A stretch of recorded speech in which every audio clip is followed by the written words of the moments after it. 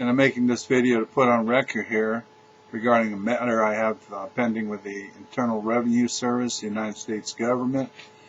About in 1995-96, I did not file tax returns as I had no taxable income and no obligation to file these tax returns. The government had a different position, and they thought that I had taxable income, but we both agreed that I did not file tax returns.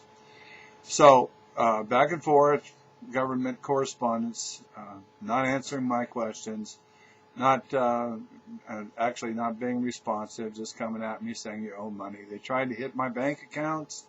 They tried to hit my employer and such to get money. They never collected any money on this, but in 2008, they filed a lawsuit trying to get a judgment for $144,000 and to foreclose on my family home. Through the process, there's something called discovery, and part of discovery is seeking answers to interrogatories. So I posed some interrogatories, and among them I asked for copies of assessments, and they were never produced, and of course the government didn't have to produce them. They used some other form to say that, yeah, they were done, but in fact don't actually produce the assessments. I also asked them to give me the code section, to provide the code section that imposed the liability on me in the first place. The government answered that the Internal Revenue Code was public record, and therefore I could go find it myself. The judge was not satisfied with that answer, so he ordered the government to answer the question further. Well, then the government came back and said, here are the code sections that relate to this matter. My original question was, which section of the Internal Revenue Code imposed the tax on me? Not, here are the code sections that relate to this matter. Anyway, through a process of summary judgment, and summary judgment is supposed to be used in legal proceedings when both sides agree on the facts. There are no material issues in dispute. And you know, it's kind of like if you got in a car accident and you said, yeah, I hit the guy from behind, and the other guy says, yeah, he hit me from behind. Those are agreed upon facts, and then the law is applied, and you know, no trial is needed. Well, in my case, I certainly did not agree on the facts.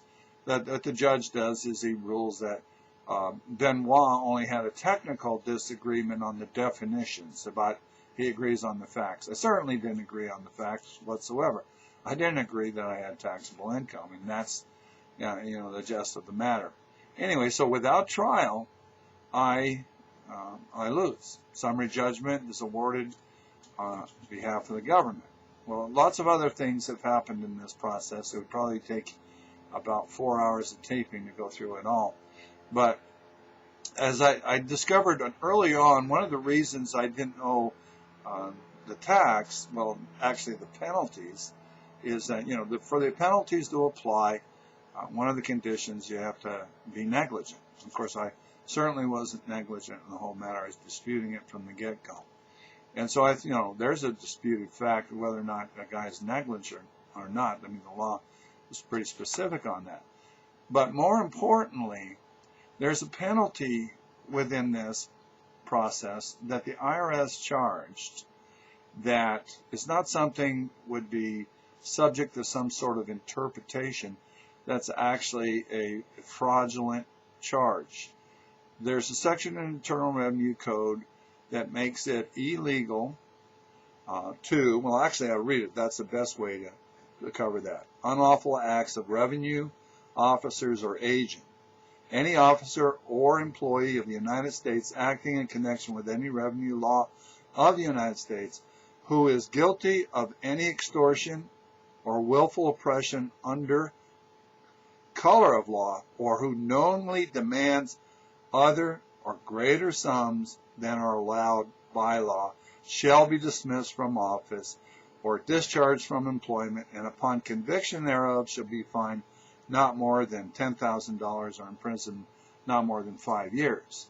So what we know here is that it's against the law in the Internal Revenue Code to try to collect more money than or greater sums than are authorized by law. Well, through this process and early on, the forms indicate that the government was charging penalties under accuracy-related penalty section in the Internal Revenue Code 6662, which are imposed for accuracy-related if you were inaccurate. Now, this penalty does not apply to people who did not file a tax return. So it kind of makes sense. If you don't file a tax return, you can't be inaccurate. You didn't file a tax return because you don't think you have a tax liability. There are several places where this is covered in the Internal Revenue Code in the United States, Code of Federal Regulations, Treasury decisions, and the like. Under the Treasury decision, accuracy-related penalty goes on to say that accuracy-related penalty applies only in cases in which a return of tax is filed. The accuracy-related penalty does not apply in cases in which a return of tax is filed, except that the penalty does not apply, excuse me, I misread that. The accuracy-related penalty applies only in cases in which a return of tax is filed. That's under the Code of Federal Regulations. It's also in the Internal Revenue Manual, etc., etc., etc., that these accuracy-related penalties do not apply when someone does not file a tax return. I've read 7214 for you. It's very specific.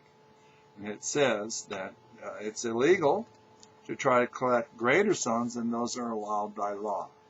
I pointed this out to the United States District Court, pointed it out to the Court of Appeals, and right now we're in the Court of Appeals.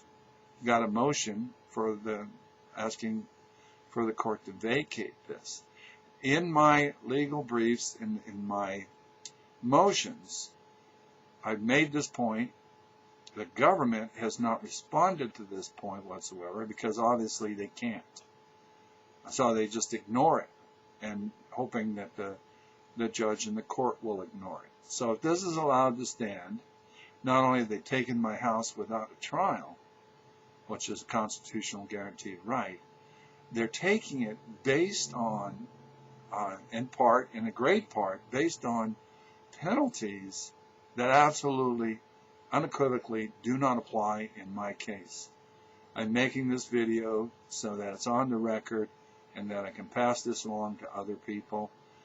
There's another situation where they're doing something quite similar, but it's a little bit different, and it's an impression under the color of law, trying to collect monies, actually more likely trying to extort records from me without following the Privacy Act requirements.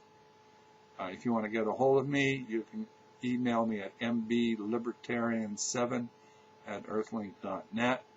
Thanks for watching the video. Pass it around to your friends. Feel welcome to load it to your site.